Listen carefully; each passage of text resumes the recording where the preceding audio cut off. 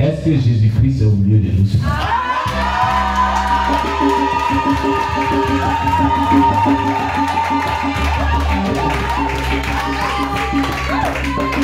que ce matin, ton cœur est dans la joie?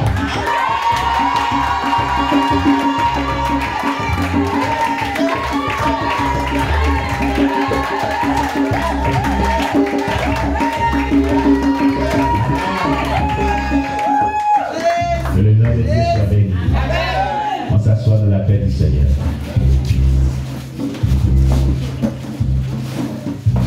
Amen.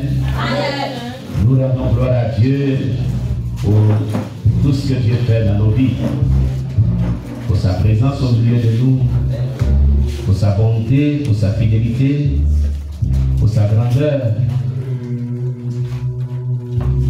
Vous devez intercéder pour vos chantres. Pour l'intercession. J'ai dit, moi, ça peut faire un bon moment d'avoir pas. Kérène qui ne manque jamais aujourd'hui, elle était là. Nous ne savons pas pourquoi elle n'est pas là. Amen. Alors priez pour elle. Il faut les soutenir en prière. Amen. Amen. Dieu vous bénisse. Alors nous sommes dans la joie ce matin. Nous allons prier le Seigneur et confier nos cœurs à Dieu. Amen. Et nous allons continuer, eh bien, notre sujet que nous traitions dans cette temps-ci, c'est cette série de messages sur les prisons sataniques. Alléluia. Les prisons sataniques. Et je dirais comment en sortir. Amen. Amen. Voilà. Et nous allons prier conséquemment. Alléluia. Nous allons, après avoir parlé de ces prisons sataniques, nous allons prier conséquemment. Amen.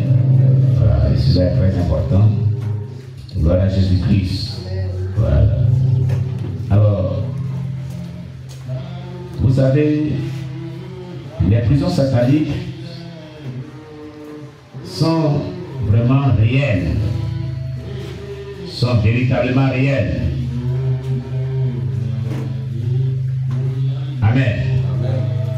La réalité de ces prisons sataniques est prouvée par certains faits que nous vivons dans nos communautés aujourd'hui. C'est des réalités que nous vivons aujourd'hui. Amen. Et donc, si nous ne sommes pas délivrés de ces prisons sataniques, nous ne pouvons pas vraiment être dans la volonté de Dieu et jouir de ce que Dieu voudrait que nous jouissons sur la terre. Amen. C'est pourquoi il est très important de comprendre, connaître les prisons sataniques et puis prier conséquemment pour en être délivré. Alléluia. C'est très important.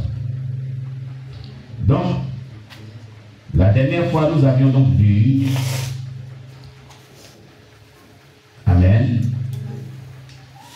certaines prisons sataniques. Alléluia. On avait vu quelques prisons sataniques rattachées à la prison du fond des eaux, qu'on avait vraiment, eh bien, énumérées. Alléluia. Nous avions donc dit la prison du célibat et des divorces. Quand vous êtes vraiment détenu captive dans une prison du fond des eaux,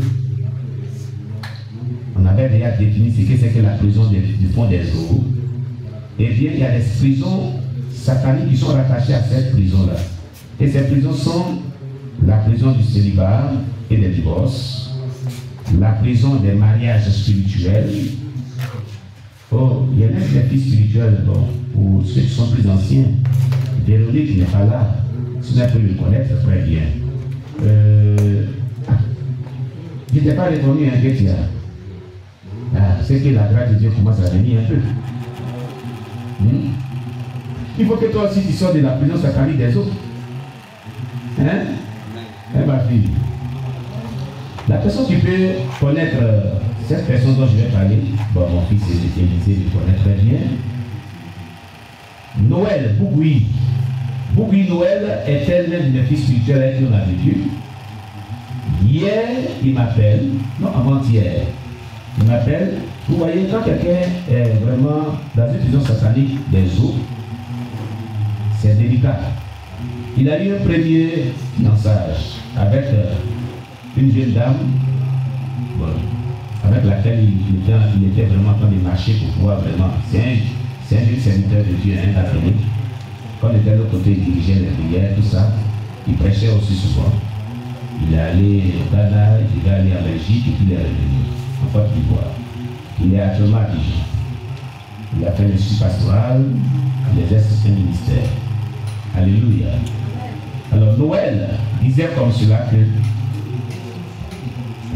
il a eu vraiment une jeune dame avec laquelle il va se marier. Les deux s'aimaient très bien. Malheureusement, ses parents s'y sont opposés parce que ses parents disent qu'ils sont papa nouveau. Qui a entendu parler de papa nouveau à Côte d'Ivoire? Les filles de papa nouveau. Et eux, ils ne marient que les papas nouveaux. Pourquoi les filles veulent marier un jeune qui est dans une église dit qu'il est évangélique? Donc, ils se sont opposés énergiquement. Ils ont dit, on n'a rien contre lui, hein, mais de ce que du fait qu'il n'est pas papa nouveau là, nous on ne se marie pas avec lui. On ne veut pas quelqu'un, parce qu'eux ils voient les choses comme des impurs pour rentrer dans notre famille. Il a tout fait. Ils disent non. Maintenant, tout récemment, il a dit bon, je crois que il faut prier le Seigneur, mon fils. Et voici que tout récemment, avant-hier ou le jour qui a précédé avant-hier, il m'appelle. Il dit papa, il dit oui. J'ai trouvé vraiment, je crois qu'il a trouvé une femme que je dois épouser. Il a dit, hein, tu es sûr, tu as bien prié. Parce que cette affaire de mariage là, c'est pas quelque chose, il faut t'envoûter et puis après il faut se reculer. Non. Il faut bien prier. Une fois que tu t'es engagé, tu es engagé. Amen. Quand tu pries que Dieu dit c'est la femme de ta vie, quel que soit ce que le diable va faire, vous ne pouvez jamais vous séparer. C'est pourquoi la Bible dit que personne ne sépare pas ce que Dieu a uni. Parce qu'il ne peut pas avoir de séparation. Quand vous êtes l'un pour l'autre, et que c'est réellement Dieu qui vous a unis, personne ne peut vous séparer. Le diable lui-même va monter, va descendre. Il sera toujours avec lui. Alléluia. Donc je lui ai dit, tu as bien prié. Il dit, je crois qu'il a bien prié. Mais il y a un problème, un autre souci. Nous allons venir te voir. Alors, cette jeune dame m'a dit, bon, moi j'ai prié, je suis un homme de Dieu. Et Dieu m'a révélé. Elle ne m'a pas caché les choses. Et c'est ce qui est bon, c'est ce qu'on a parlé la dernière fois. Je crois le vendredi, non, on a parlé de comment bien gérer son couple. N'est-ce pas? Il faut tout dire d'abord. Pour pas qu'après le mariage, il va y avoir des surprises. Il faut tout dire au pasteur. Il faut tout présenter. Il ne faut pas cacher les uns les autres aux fiancés. Amen. Tout ce qui est désagrément, tout ce qui est anomalie, corporelle, physique, tout. S'il y a une maladie, il faut signifier cela. S'il y a des problèmes spirituels, il faut signifier cela. Pour qu'on prie, pour que vous rentrez dans le bonheur, dans le mariage. C'est très important. Donc, le jeune frère dit que, cependant, il y a un souci. Et que la jeune dame qui veut marier, là, Vraiment, quand Dieu m'a révélé, elle n'a pas caché cela. Elle est mariée dans le monde satanique. Elle a un mari, c'est pas un mari de lui qu'on dit viens en rêve et puis viens, il fait des affaires là. Non, hein. Mari yéré. Ah, d'accord. Il y a mari faux, puis il y a mari yéré. Je vais m'estimer pour tous ceux qui nous suivent sur la page YouTube depuis sur Facebook. Bon, vous êtes de l'autre côté, vous ne connaissez pas le langage ivoirien. Yéré veut dire vrai. Voilà. Qu'est-ce qu'il y a de là? C'est vous les nordistes, hein? Yéré, ça dit quoi? Vrai. Voilà. Alors, maman m'a rendu témoignage concernant mon épouse. Quand elle travaillait chez Fili, elle avait l'une de ses collaboratrices là, dans ce grand restaurant là. Cette jeune dame qui a raconté cette histoire ici, souvent quand je m'investis et puis je parle de ça. Quand on parle de Marie de Yéré, c'est pas Marie de vient en rêve depuis, il t'a assoupi. Non, hein. J'ai dit non. Marie Yéré là, il vient Yéré. Alléluia. Cette jeune dame là, elle disait comme ça que je m'apprête parce que mon mari va venir. Elle se lave très bien, elle dresse le lit très bien, elle parfume la chambre très bien, elle s'apprête très bien, et puis elle dit à elle va venir. Elle dit Marie de là. Hein? C'est pour ça qu'il y a Marie de Yéré et il y a Fofo Marie de lui.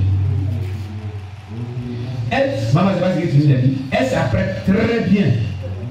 Et puis lui, il visite pas n'importe quel jour. Tous les vendredis, c'est son jour. Les autres